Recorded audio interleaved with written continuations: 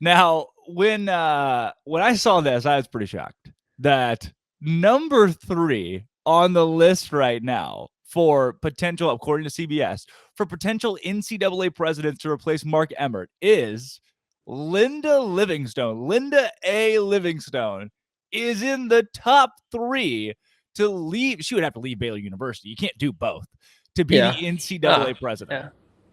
See, I'm not all that surprised. What? I'm not all that surprised. Now, the odds makers on these kinds of things, the experts, are not giving her too much of a chance. And even some saying she is the token woman in the finalists. I don't know if I believe that, because I think she does a pretty damn good job out here. But yeah, I mean, this is not to take away from Linda at all, but it's like commissioner of the NFL, right? Okay. Probably a little bit more authoritarian, which is scary. Yes.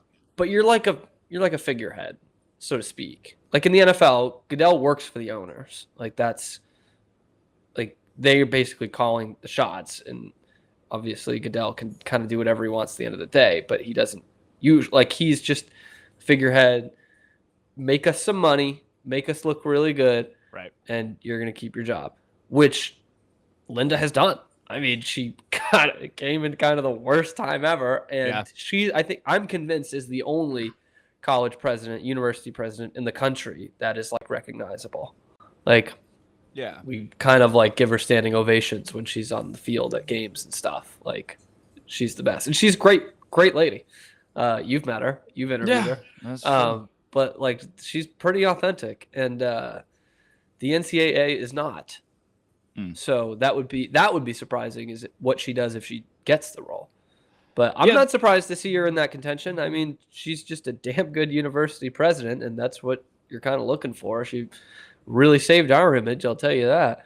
Right. And I think a big part of that's image. I think you hit the nail on the head with the word image there. I mean, that's all it is, really. Well, you look at like you talk about the NCAA president and how it's just the support staff that the NCAA president has, and the overall body of work. You are more or less, PR is your number one.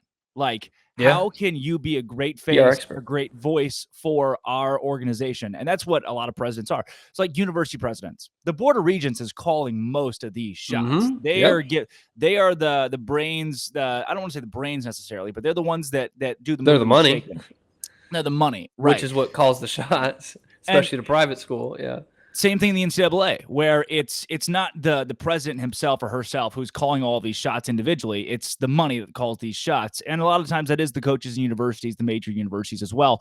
So I do think that in that sense, she is a wonderful, wonderful PR piece. Like just the nicest, sweetest, like Brad walking the dog on campus. And the thought of her not being back at Baylor University, even next year, to be the NCAA president is a wild one. But when you have, outlets like CBS putting you in the top 3 with Dan Gavitt and Val Ackerman, who's the Big East Conference commissioner, and the other is the NCAA senior vice president for basketball. I mean, you don't get a top 3 spot on that list for nothing. Yeah. And I think what has really helped her is the way she used sports when she got here.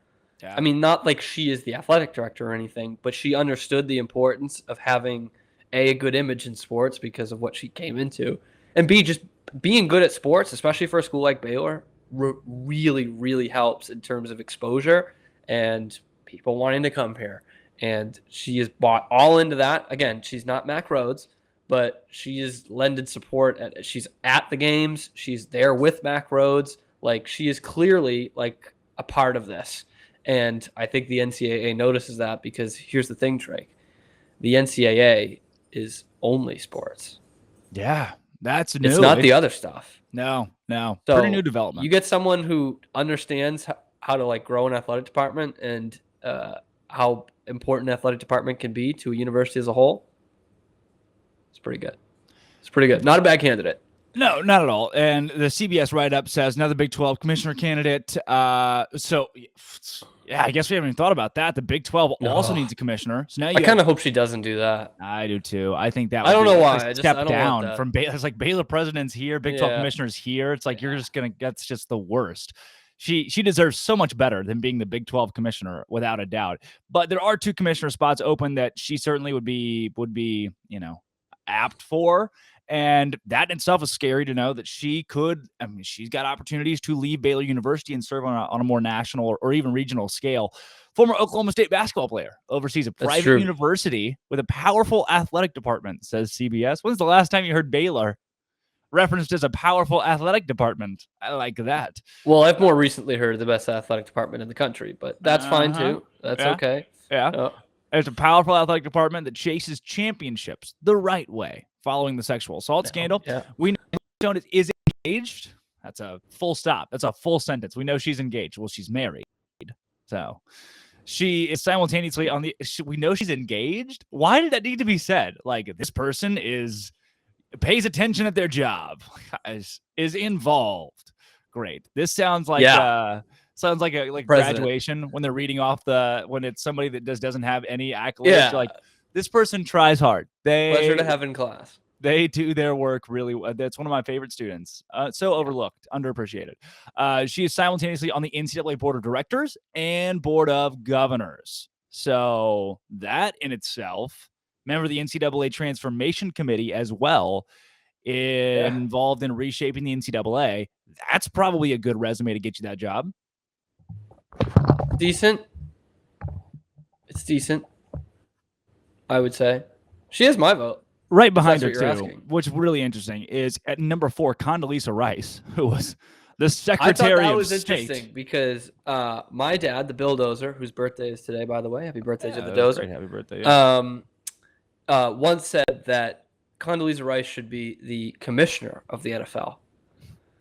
And I thought that was actually a really good point because of like what we said. It's just a figurehead. Yeah. And like really you have to be political. Like you have to be. Yeah. And she is political and loves football and like knows how to handle this kind of crap. And Goodell's like horrible in front of a camera. Like the owners love him at the end of the day, but like he's so cringy and all this. Like Condoleezza Rice, just go out there and be vanilla and grow the game. She obviously wants to, loves football. So maybe she gets the call. Condoleezza is at 4. Okay, if you're reading this list with Linda at 3, it all sounds very insulting the way I'm putting it out there, as if like they can't do anything. But like they know how to BS. Like they know how to show. It's not all they know how to do, but there's so much a part of that. Yeah, absolutely. That's what you need to do. Yeah, and you got to be creative and have a good the give light the show light campaign to see how that's like great it is. I don't even know what it is. But like I sit here as the old man in this discussion, but to think of how Baylor's image changed as quickly as it did under Linda is like fascinating to me. Like that should have taken 20 years and it took like 3. But for those that I do want to put out, I know I've been mentioning how this is CBS Sports, and so like, wow, they're mentioning Linda Livingstone. But yes, they also said she's engaged, which is like already like you're starting to question the author of this article. That's like the draft analysis of like the 5th round picks. Yeah. Like this person, great guy caught 3 touchdowns in a game. Great teammate. Like, number 4 on the list, again, Condoleezza Rice, former Secretary of State, National Security Advisor. Here's the first line that the author has written about Condoleezza Rice. We're literally talking about a person who has stood up to Vladimir Putin.